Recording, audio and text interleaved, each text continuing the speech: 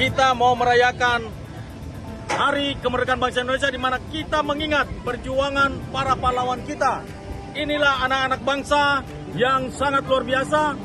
Indonesia, NKRI, harga mati. Kadang-kadang di bawah, kadang-kadang di Bali.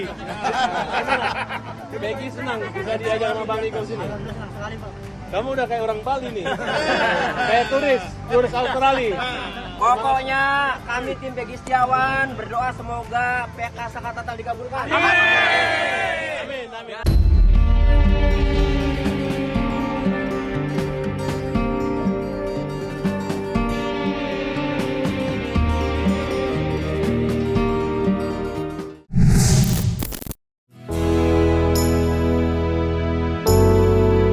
Farhad Abbas bersama seluruh anggota tim kuasa hukum Sakatatal kini tengah harap-harap cemas. Bagaimana tidak, saat ini mereka tengah menantikan putusan majelis hakim terkait upaya peninjauan kembali yang mereka ajukan.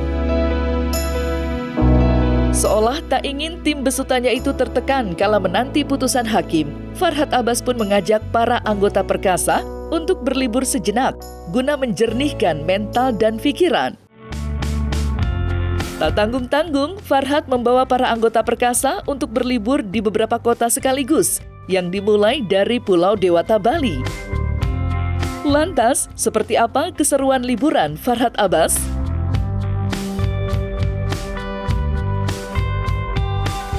Selamat pagi.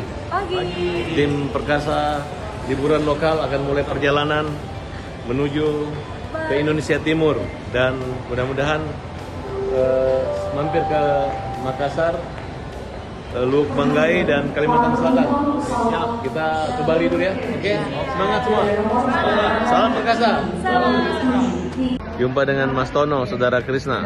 Saudara kandung bukan? Sepupu, Pak. Oh, sepupu.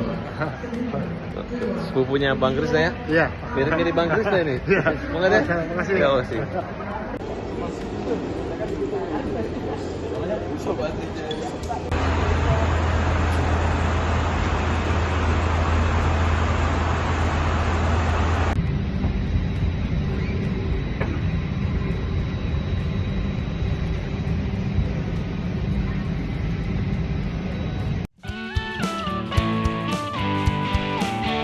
Hal yang cukup menarik terjadi kala Farhad Abbas dan para anggota perkasa tiba di Bali.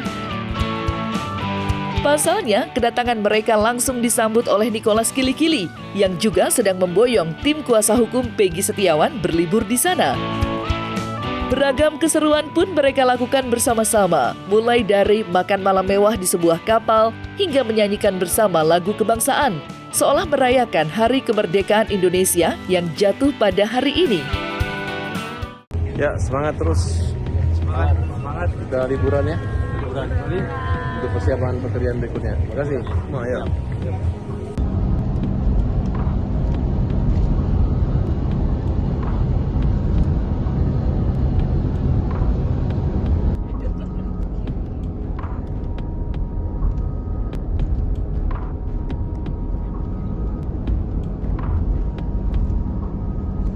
Oke, bersama dengan tim Bang Niko Kilikili di Tanjung Benoa, bersama dengan keluarga Peggy dan seluruhnya pengacara-pengacara yang sukses menang membebaskan Peggy. Sukses selalu.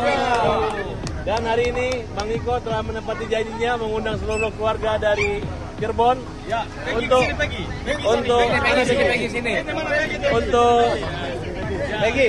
Kamu tahu nggak? Gara-gara kamu, kita semua ke Bali nih. Tagline-nya, hidup ini orang kadang-kadang apa?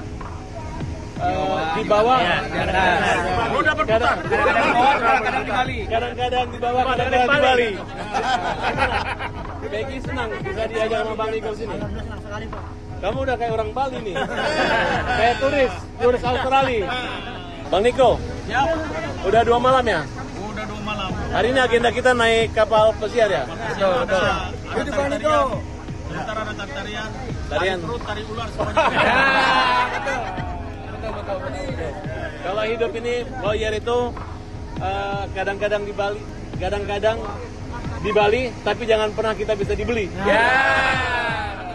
Terima kasih Pak Abbas. Tim Perkasa mengucapkan terima kasih dan salut. Kalian punya putusan, kami jadikan novum. Mudah-mudahan.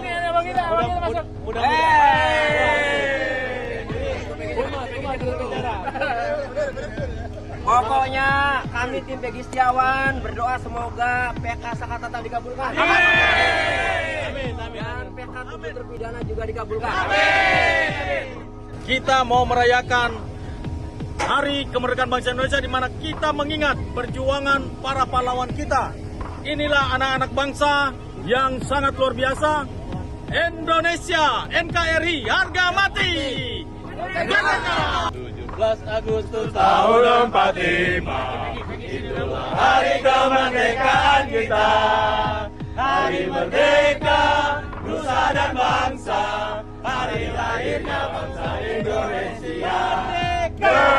Merdeka, sekali merdeka tetap merdeka, selama hayat masih dikandung badan. Kita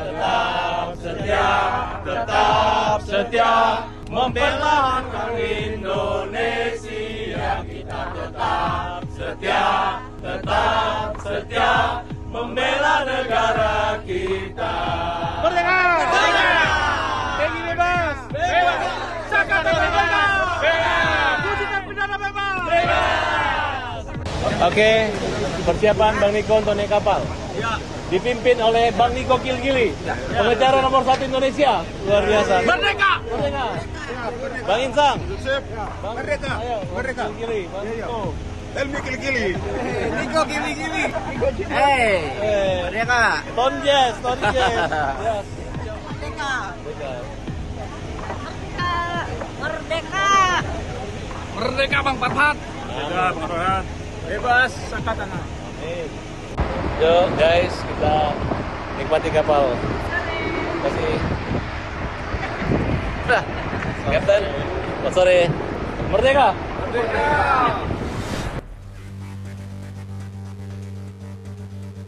Terlepas dari hingar-bingar keseruan euforia tim kuasa hukum Sakatatal dan Peggy Setiawan, hal yang sebaliknya justru tengah dirasakan oleh pihak 6 terpidana. Ya, bagaimana tidak, saat ini mereka tengah bersiap untuk menempuh langkah seperti Sakatatal, yakni mengajukan peninjauan kembali.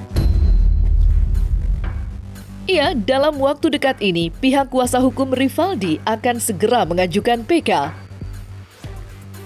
Sedangkan 5 terpidana lainnya telah terlebih dulu mengajukan berkas peninjauan kembali mereka ke Pengadilan Cirebon lewat kuasa hukum Ruli Panggabean.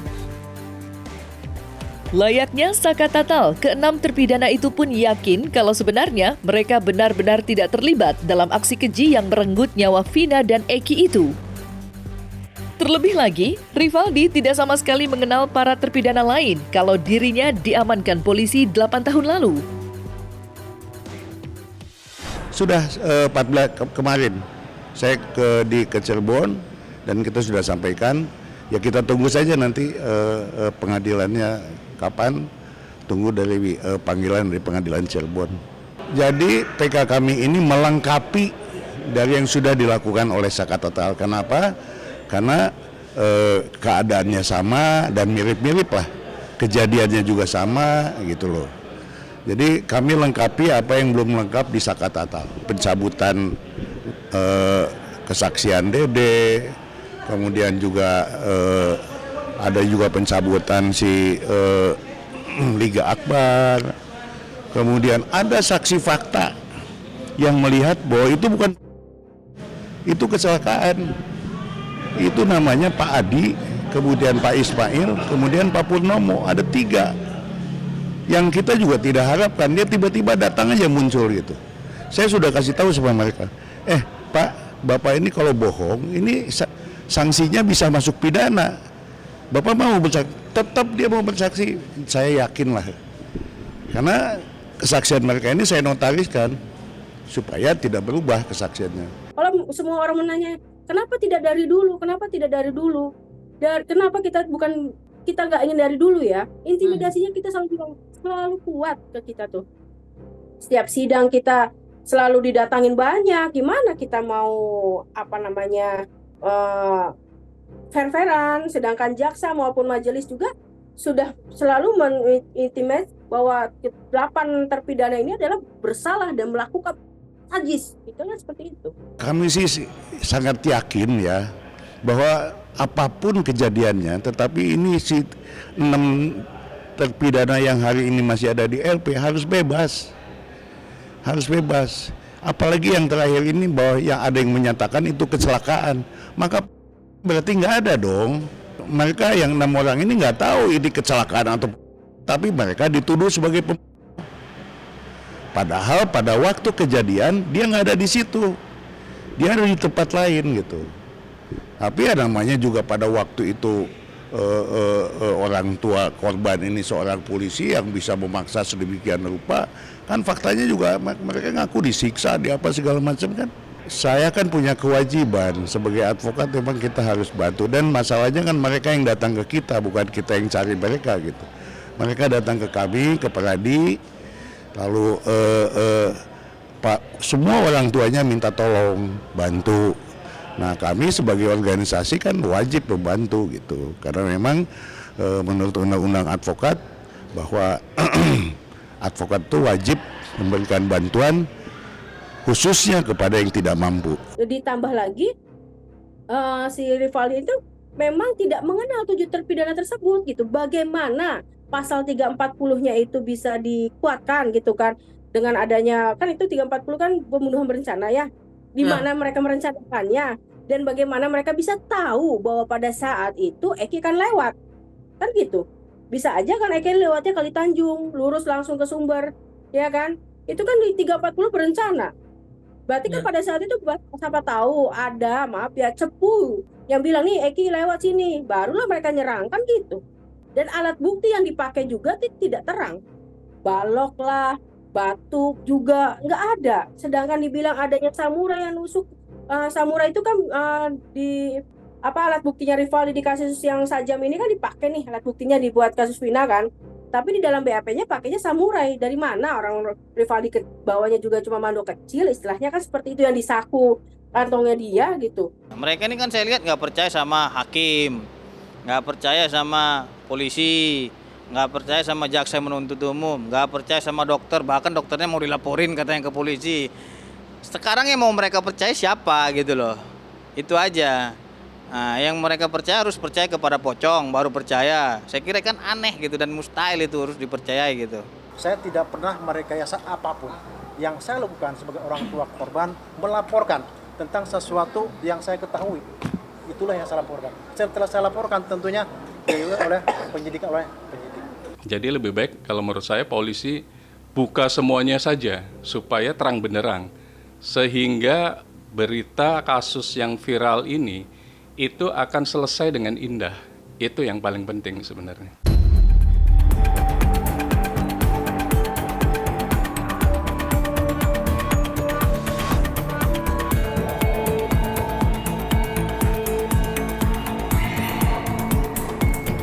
Tidak dapat dipungkiri, aksi tegas para terpidana kasus Vina dalam mengajukan PK memang tak lepas dari kemenangan Peggy Setiawan di pra-peradilan. Bagaimana tidak, meski telah menjalani masa tahanan selama puluhan hari, Peggy mampu membuktikan dirinya tidak bersalah dan bebas penuh. Dan hal inilah yang dijadikan acuan oleh pihak para terpidana dalam perjuangan mereka. Namun sayangnya, kemenangan Peggy Setiawan di pra-peradilan tidak sepenuhnya mendapatkan sambutan baik dari masyarakat. Buktinya, banyak pihak yang menyayangkan keputusan Hakim Tunggal Eman Sulaiman. Rasman Arif Nasution, salah satu pihak yang belum terima dengan keputusan itu, bahkan sampai melaporkan sang hakim ke Komisi Yudisial. Lantas, seperti apa Nicholas Kilikili menanggapi kerasnya perlawanan Rasman? Serta bagaimanakah pula penjelasan Rasman Arif Nasution terkait kelanjutan laporannya terhadap Hakim Eman Sulaiman? Sudah saya laporkan 2 minggu yang lalu. Oke. Rencana saya hari Selasa saya akan datang ke Komisi Yudisial, dan Badan Pengawas Mahkamah Agung untuk memastikan sudah sejauh mana laporan kami diproses, begitu. Iya, masih desas-desus, itu masih berita-berita ini ya. Tapi kalau misalnya Hakim Eman Sulaiman minta saya sebagai lawyernya, saya siap. Karena saya menganggap bahwa Hakim Eman Sulaiman ini adalah malaikat yang turun dari surga, datang menjelma dalam diri Hakim Eman Sulaiman. Makanya saya justru berdoa supaya dia mendapat jabatan yang lebih tinggi lagi. Karena baru pertama kali terjadi di Indonesia. Saya berdoa supaya juga ada Hakim Eman Sulaiman yang lain. Nanti kalau Komisi Yudisial, biasanya Komisi Yudisial itu kan berkirim surat ke kita. Mereka tuh minta data-data, dokumen-dokumen pelengkap. Dan kalau itu kami serahkan. Tapi kalau ternyata tidak ada panggilan pemberitahuan dan atau permintaan kelengkapan data, informasi yang kami laporkan, ya sudah, kami menanggapi bahwa itu kami anggap berarti cukup. Karena itu kita lihat bagaimana Hakim KY sebagai Komisioner Komisi Yudisial RI, KY sebagai pengawas eksternal dari Mahkamah Agung bisa menilai putusan Eman Sulaiman. Begitu juga dengan Badan Pengawas Mahkamah Agung yang akan menilai secara internal. Beliau orang adil, orang benar, orang jujur. Harusnya kita pelihara, kita jaga, harus kita lindungi, bukan kita hancurkan. Kalau ada orang yang seperti Hakim Sulaiman ini lalu dia menegakkan keadilan, terus kemudian kita hancurkan keadilan itu, lah gimana? Apakah rakyat kecil, orang miskin, kuli bangunan tidak boleh mendapat keadilan di negeri ini? Dia melakukan hal yang benar, dia sudah memutuskan. Dia sudah memeriksa perkara ini dan memutuskan secara seadil-adilnya. Dia periksa secara objektif, transparan, dan adil. Tidak ada yang tersembunyi. Lalu kenapa hal yang benar, hal yang baik tidak kita bela? Cuma saya minta supaya kita berlaku adil. Kita penegak hukum ini, praktisi hukum, advokat, baik polisi, jaksa, hakim, semuanya kan ingin mencari keadilan. Tetapi kalau ada hakim yang adil, hakim yang benar, hakim yang jujur, hakim yang transparan, lalu kita menjolimi, saya juga nggak terima juga. Pasti saya akan marah juga, saya akan bela habis-habisan.